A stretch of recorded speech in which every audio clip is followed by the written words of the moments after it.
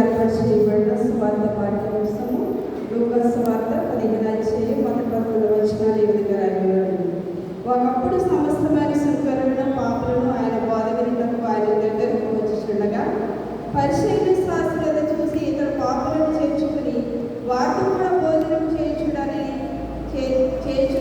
చాలా చదువుకునేది. అందుకైన వారిని ఉపమానం చెప్పను, మీలో ఏ మనుషులకైనా నువ్వు గొర్రెలు కలిగి ఉండగా వాటిలో ఒకటి తప్పిపోని ఎడల అతను 99 అడవిలో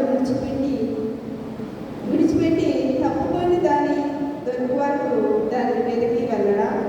అది దొరికినప్పుడు సంతోషంతో దానిని తన భుజం మీద వేసుకొని ఇంటికి వచ్చి తన స్నేహితులను పొరుగువారిని పిలిచి, మీరు నాతో కూడా సంతోషించండి, తప్పిపోయిన నా గొర్రె దొరికినదని వార్త చెప్పాను కదా.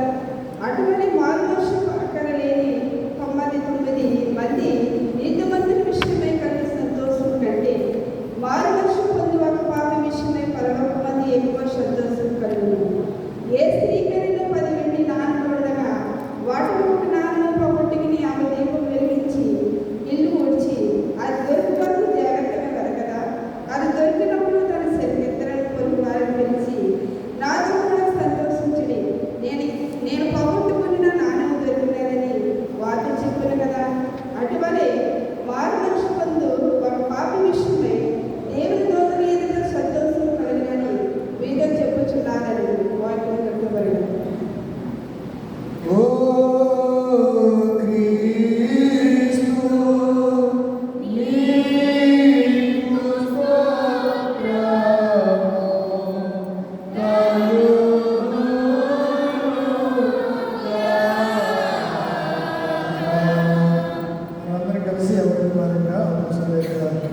విశ్వాస ప్రమాణాన్ని మనం విశ్వాసం కోరుకుందాం.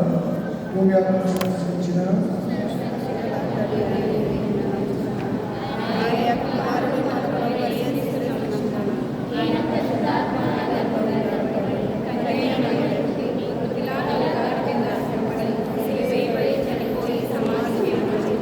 మనుష్యలోకంలో దిగినవి చనిపోయిన వారి నుండి మూడుగా లేచి పరలోకముకెక్కి సర్వశక్తి గల కుచేతి వైపున కూర్చున్నాడని